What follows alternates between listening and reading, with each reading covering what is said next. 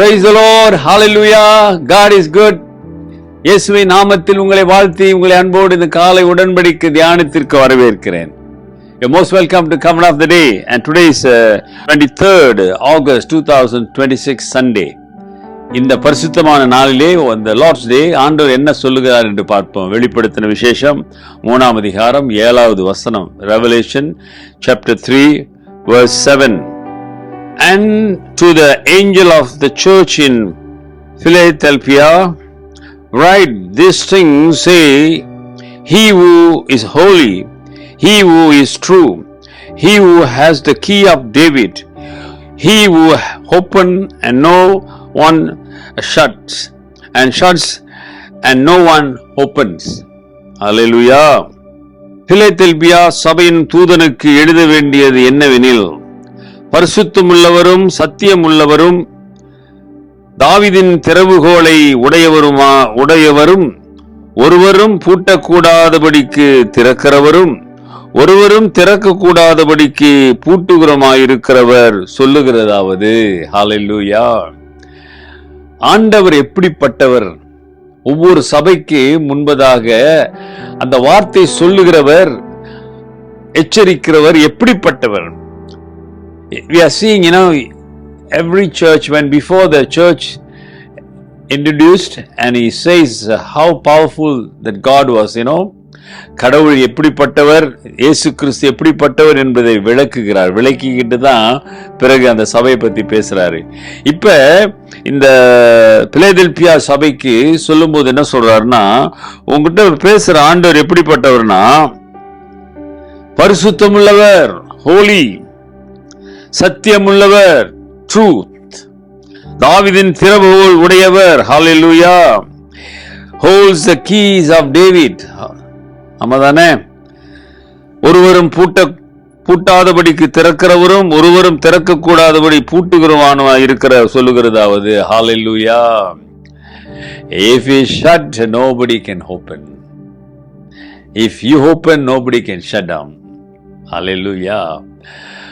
அவர் பூட்டினால் திறக்க முடியாது, அவர் திறந்தால் யாராலும் பூட்ட முடியாது. ஏனென்றால் அவர் பரிசுத்தர், அவர் சத்தியமுள்ளவர், அவர் திறவுகோல் உடையவர், பரலோகத்தினுடைய திறவுகோல் உடையவர். ஆமாதானே? Christ hold the key of David. That is, Christ has the authority to admit man into the kingdom of God. You must remember that.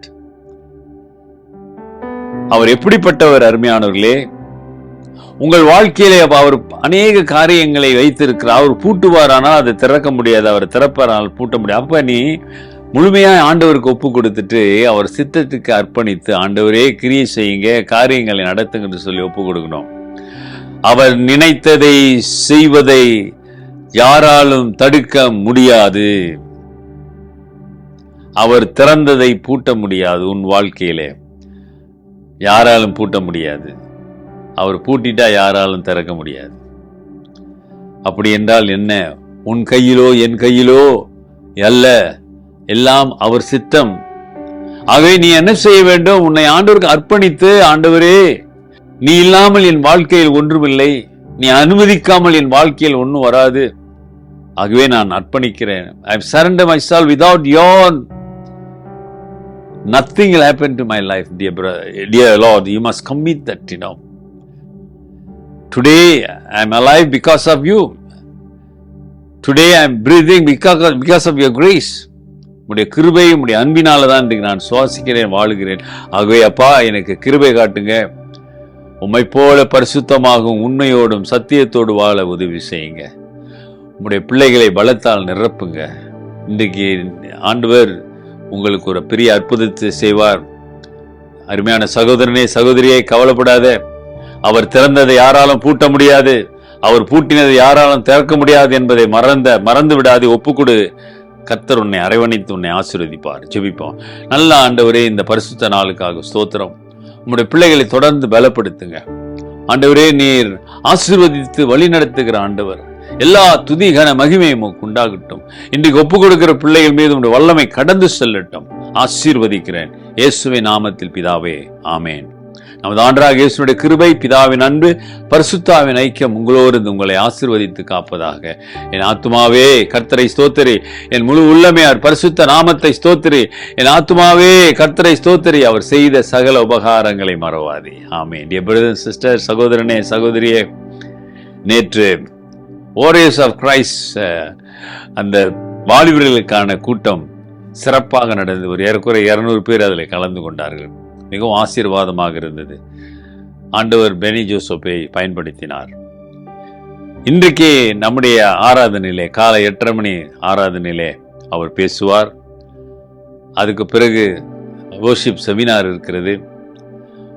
மாலை 6:30 மணிக்கு பெதஸ்தா லுதரன் தெளிக்கின்றாலே இந்த எழுப்புதல் சுகமளிக்கும் கூட்டம் நடைபெறுகிறது. கலந்து கொள்ளுங்க.